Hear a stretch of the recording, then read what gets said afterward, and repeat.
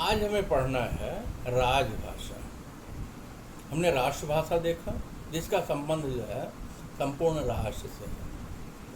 राजभाषा राजभाषा शब्द जो है पारिभाषिक शब्द के रूप में अगर हम स्वीकार करें तो इसका अर्थ है सरकारी कामकाज की भाषा, ऑफिशियल लैंग्वेज, अर्थात वह भाषा जो सरकारी कामकाज के लिए प्रयोग में लाई जाती है राजभाषा कहलाती है। राजभाषा जो है ऑफिशियल लैंग्वेज के अर्थ में प्रयुक्त हो रही है। राजभाषा का प्रयोग राज्य भाषा, राष्ट्रभाषा दोनों एक जैसे लगते तो मगर हैं पर एक है नहीं। ध्यान दीजिएगा, राज्य भाषा, राष्ट्रभाषा, राजभाषा। तो राज्य भाषा, राष्ट्रभाषा, राजभाषा के समानांतर एक जैसे तो लगते हैं लेकिन है नहीं, मूलभूत अंतर है।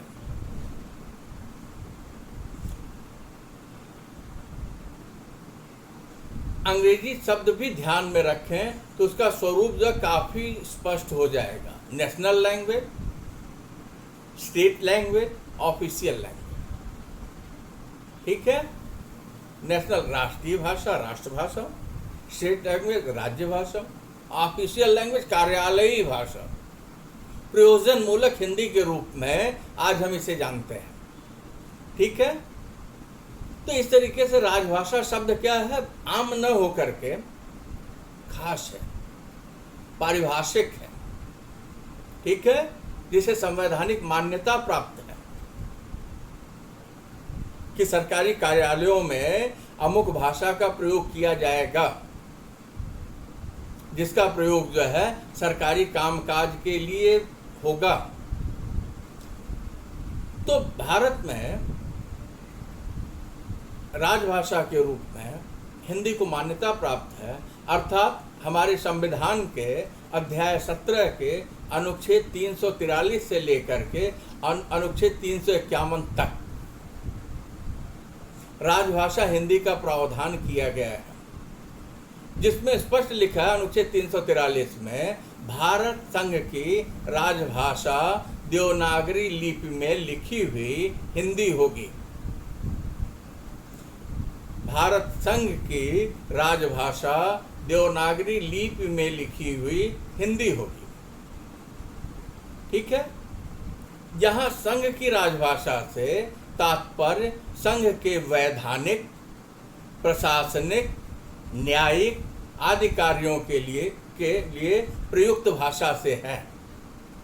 राजभाषा को इस प्रकार स्पष्ट किया जा सकता है, वह भाषा जो सरकार के द्वारा हर प्रकार के प्रशासनिक कार्यकलापों के लिए संवैधानिक मान्यता प्राप्त करके प्रयोग में लाई जाती है, वह भाषा राजभाषा होती है। राज्य के शासन सत्ता के कार्यों के संचालन में जिस भाषा का प्रयोग किया जाता है वो भाषा राजभाषा है। इस भाषा का प्रयोग सरकारी कार्यालयों में होता है, चाहे वो संवैधानिक हो, चाहे वो प्रशासनिक हो, चाहे वो न्यायिक हो। तो ऐसी स्थिति में संविधान के अध्याय 17 के अनुच्छेद 343 से 351 तक हिंदी को राजभाषा का दर्जा मान्यता प्राप्त है। हिंदी भारत की संवैधानिक मान्यता प्राप्त राजभाषा है। स्पष्ट है, आगे बढ़ते हैं।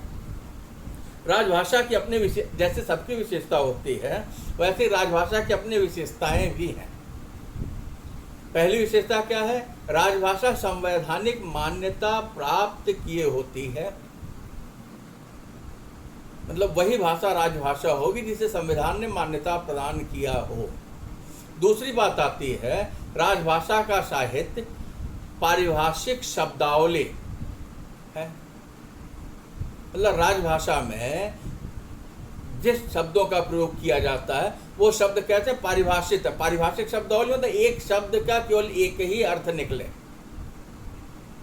ध्यान दीजिएगा, साहित्य में एक शब्द के कई कई अर्थ निकलते हैं, लेकिन संवैधानिक, राजकीय, प्रशासनिक, न्यायिक कार्यों के संचालन में हम जो है अगर ऐसे शब्दों का प्रयोग करेंगे तो गफलत होगा, समस्या आएगी। इसके लिए राजभाषा का दर्जा जिस भाषा को प्राप्त होगा, कहते हैं उसके जो शब्द कहते होंगे परिभाषित पहले से उसको निश्चित कर दिया होगा कि शब्द का यही अर्थ होगा, पर्यायवाची नहीं होगा। गौर करने का विषय है।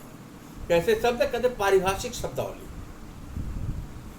तीसरी बात आती है साहित्य और शब्दावली सरकारी दस्तावेज होता है राजभाषा का। चौथी बात आती है राजभाषा का संबंध प्रशासन और प्रशासनिक कार्यों से है। मतलब राजभाषा का संबंध आम आवाम, आम लोग, जनता या दैनिक जीवन के कार्यकलापों से नहीं है। राजभाषा जो है प्रशासनिक कार्यों में प्रयुक्त होती है। शासन तंत्र की भाषा राजभाषा है। पांचवी बात, राजभाषा का प्रयोग जो है सीमित क्षेत्र में होता है। सीमित क्षेत्र कौन सा? वही सरकारी कार्यालय, कुछ विभाग, कुछ यूनिट, कुछ इकाई, कुछ मंत्रालय, जहां इस भाषा का प्रयोग होता है। जबकि राष्ट्रभाषा का, राज्य भाषा का प्रयोग जो बहुसंख्यक पूरे देश में सबके लिए, हमारे लिए, आपके लिए, इनके इनके इनके सबके लिए, सभी लोग करते हैं।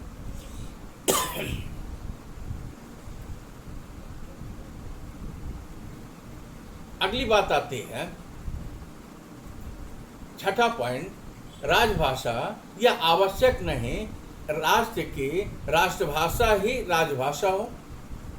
जैसे हमारे यहाँ अंग्रेजी भाषा भी राजभाषा के रूप में प्रयुक्त होती है और सह राजभाषा के रूप में अंग्रेजी है, राजभाषा हिंदी है। लेकिन आप देख लीजिए कि वो बराबर शासन सत्ता के कार्यों में संचालित हो रही है। तो राजभाषा की एक शर्त और ये बताई कि ये आवश्यक नहीं है कि राष्ट्र की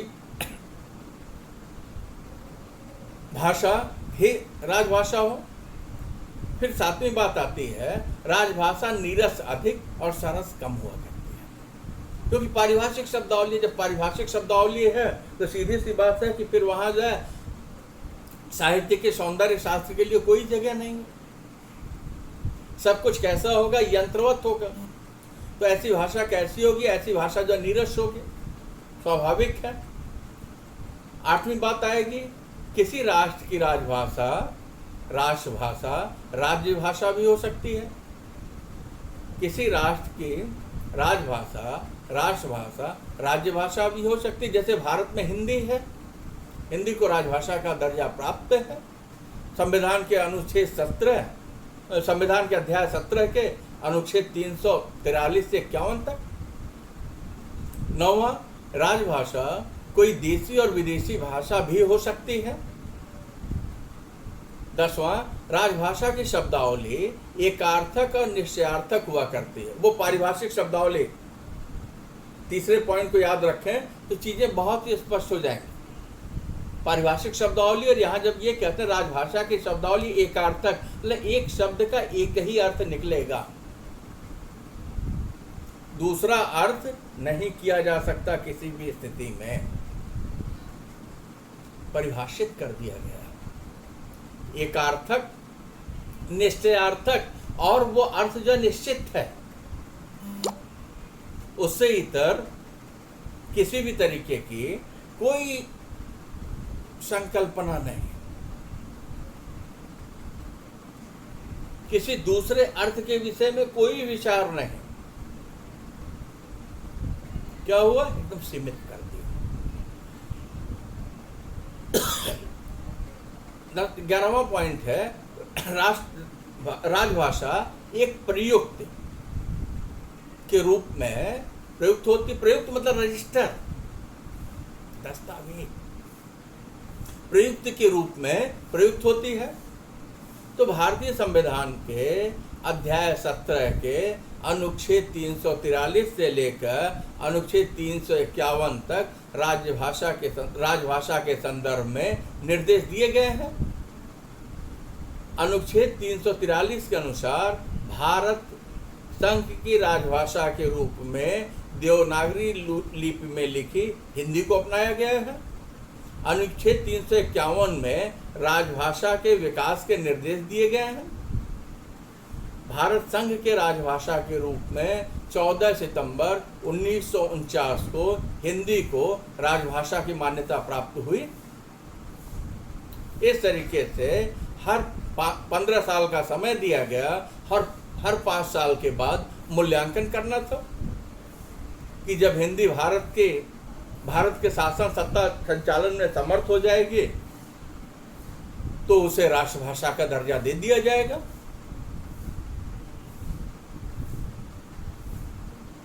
लेकिन दक्षिण के राज्यों के विरोध के कारण